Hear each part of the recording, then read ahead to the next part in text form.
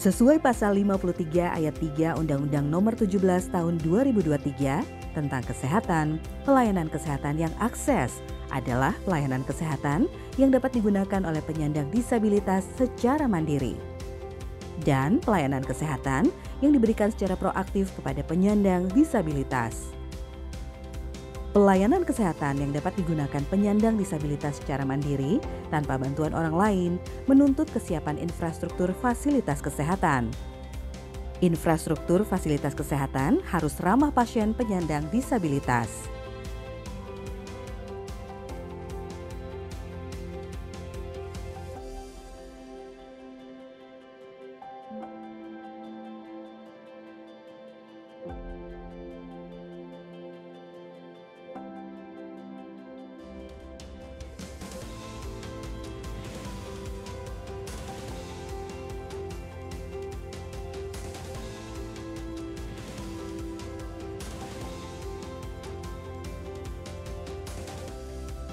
Seluruh aspek pada lingkungan, termasuk bangunan gedung, harus didesain untuk memenuhi kebutuhan pengguna dalam melakukan kegiatannya. Desain universal bukan merupakan kebutuhan spesial bagi kalangan minoritas, namun merupakan sebuah kondisi fundamental agar terciptanya desain yang baik dan fungsional bagi seluruh ragam pengguna.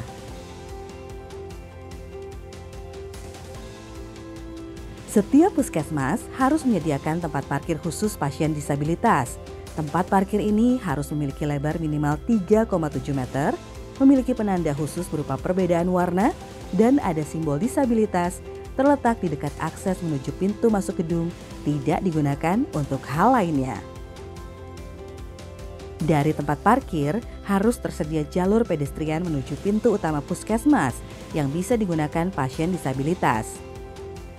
Jalur pedestrian ini harus memiliki alur pemandu atau guiding block dengan warna kontras, lantainya rata, keras, tidak licin, tidak bergelombang, dan tidak ada penghalang. Jalur pedestrian ini memiliki lebar setidaknya 150 cm, dilengkapi tepi pengaman atau low curb, dan memiliki pegangan rambat atau handrail.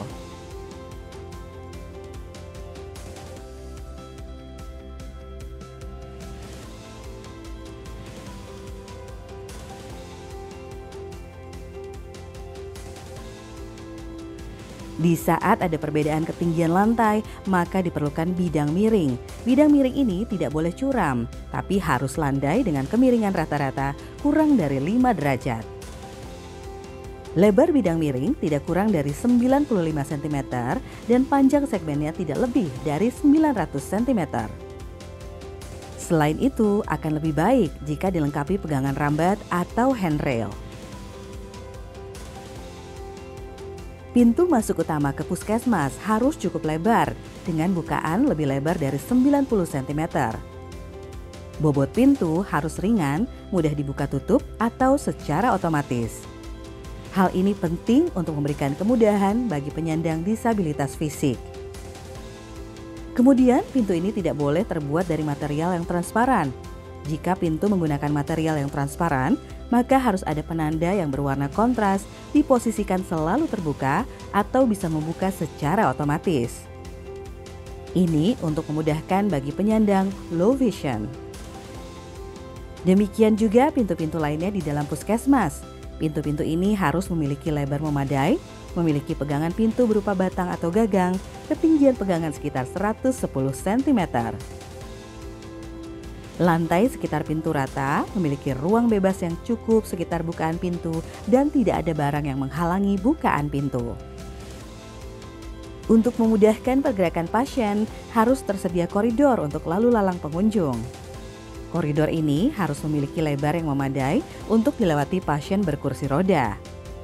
Lantainya rata, tidak licin, tidak bergelombang, terbuat dari material yang keras, tidak menggunakan karpet. Koridor ini juga harus bebas dari segala macam penghalang seperti tempat sampah, pot bunga, kursi, mesin antrian, atau benda lainnya. Sepanjang koridor dilengkapi penerangan yang memadai, juga penanda arah yang informatif dan mudah terlihat. Banyak puskesmas dengan lantai lebih dari 2. Tangga yang menghubungkan 2 lantai berbeda pun harus ramah disabilitas. Tangga yang ramah disabilitas memiliki kemiringan kurang dari 35 derajat, tinggi antar anak tangga antara 15 sampai 17 cm, lebar anak tangga setidaknya 30 cm, dan tidak ada lubang di antara anak tangga. Jumlah maksimal anak tangga adalah 12 anak tangga. Kalau lebih dari itu, harus disediakan boards atau landing tempat beristirahat. Tangga yang ramah disabilitas harus memiliki pegangan rambat atau handrail menerus yang kokoh.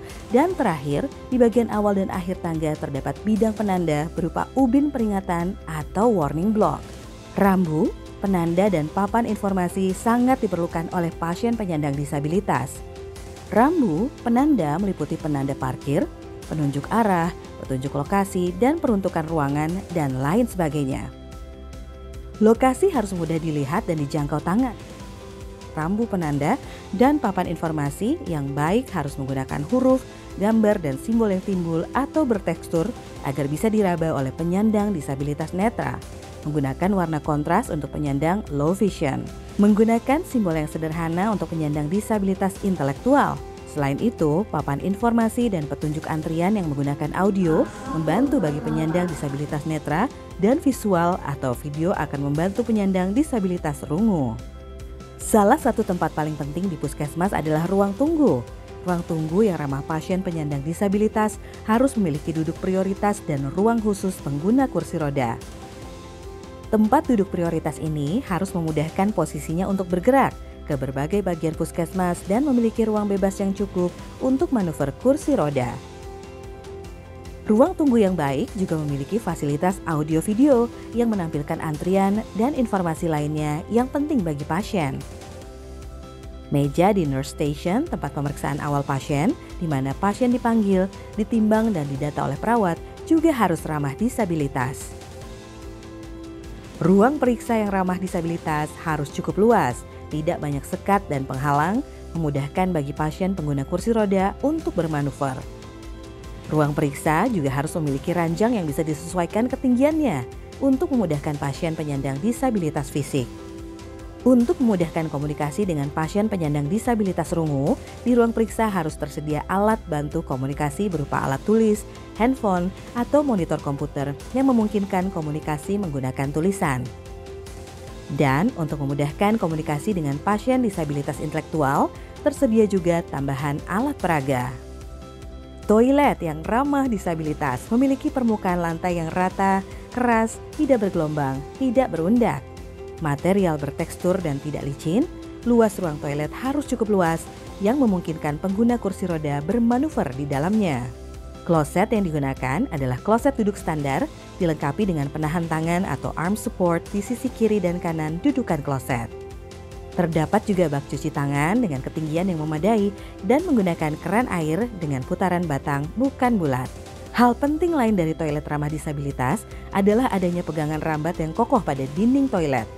Kemudian, pintu toilet yang lebar dan membuka keluar memiliki pegangan pintu berupa batang dengan kunci yang bisa dibuka dari luar saat terjadi keadaan darurat.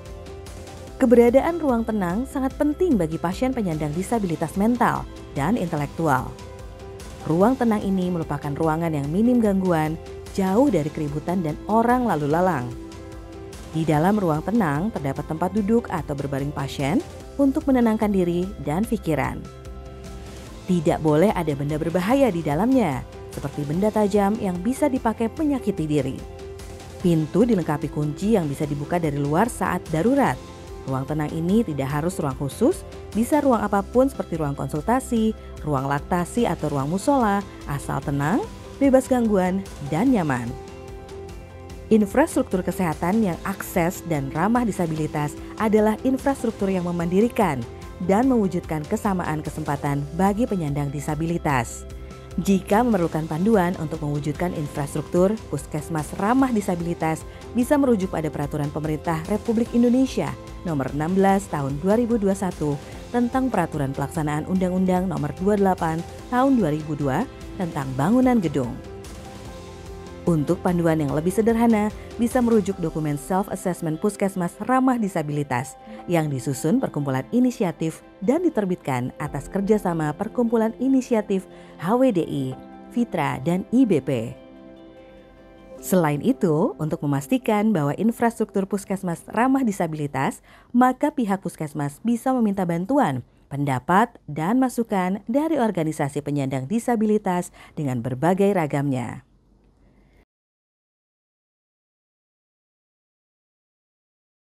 Panduan ini dipersembahkan oleh